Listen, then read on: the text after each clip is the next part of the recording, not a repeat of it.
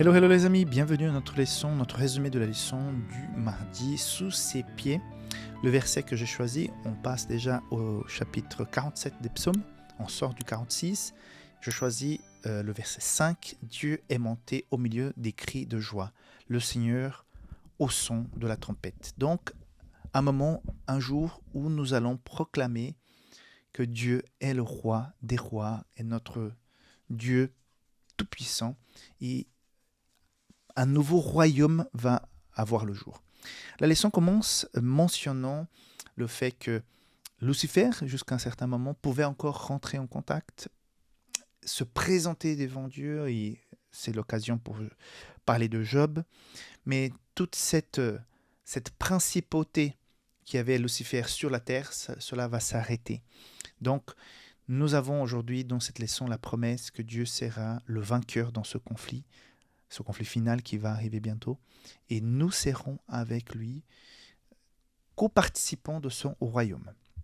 Les mots-clés de la leçon d'aujourd'hui, c'est royaume, justement, seconde venue, millénium, héritage, parce qu'il est question de l'héritage de Jacob, et souveraineté de Dieu. Donc, 3 points importants. Malgré le fait que Satan soit présent, que Lucifer soit présent sur cette terre, qui puisse encore avoir énormément d'influence sur les êtres humains, il faut savoir que cela va s'arrêter. Cela ne sera pas pour toujours. Satan sera emprisonné et après jugé et après anniquilé. Et avec lui, tout le mal, tout le péché. Dieu sera le plus fort. Ça va s'arrêter un jour. Il y a aussi un moment de joie, de victoire, c'est quand Jésus revient.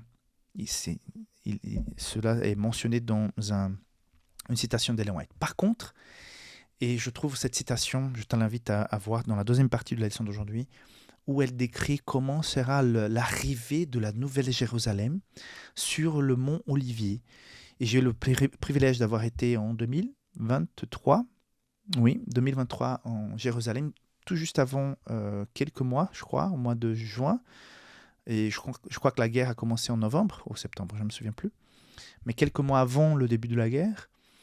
Et moi, j'étais au mont des Oliviers. Et quel privilège de pouvoir être là et imaginer, c'est ce mont que Zacharie a promis que la Nouvelle Jérusalem va toucher la terre, diviser ce mont en deux et commencer une nouvelle ère, une nouvelle terre complètement purifiée, rénovée, et nous vivrons ici-bas, sur cette terre, mais complètement transformée. Et ça, c'est la deuxième victoire. Donc la première, oui, éclatante, les morts ressuscités, les justes transformés, Jésus ne touche pas la terre. Mais après la fin du millénium, quand le péché sera complètement éradiqué, de voir cette terre complètement rénovée, telle comme elle aurait dû être si le péché n'avait pas intervenu, et ça va être une expérience formidable.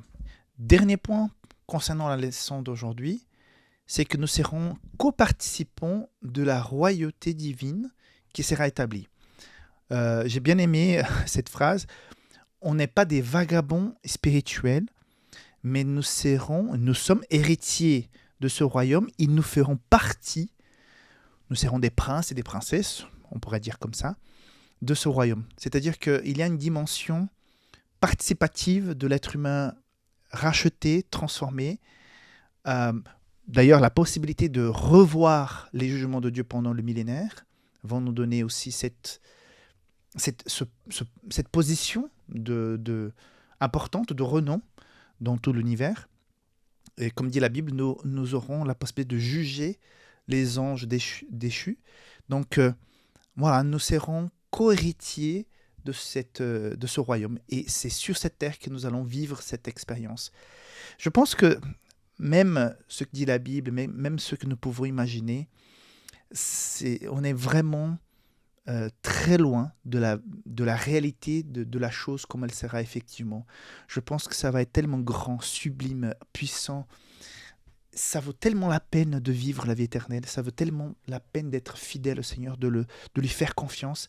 C'est tellement petit ce que le monde nous offre pour qu'on puisse échanger la misère que le monde peut nous offrir contre le fait de devenir co-héritier dans ce royaume et participants de toute cette nouvelle vie, la transformation de la terre, ça va être tout simplement génial. Donc voilà, c'est pour nous donner envie de rester fidèles, de garder notre confiance, notre relation avec le Seigneur, que nous puissions, dans nos moments de prière, d'étude de la Bible, garder la flamme vivante qui brûle et qui fait en sorte que le Saint-Esprit puisse être en nous, parce que ce que nous vivons ici-bas ne se compare pas à toutes les bénédictions et les joies que nous allons avoir avec la rédemption. Que Dieu te garde, qu'il puisse t'inspirer à garder ce cap pour aller toujours vers Jésus.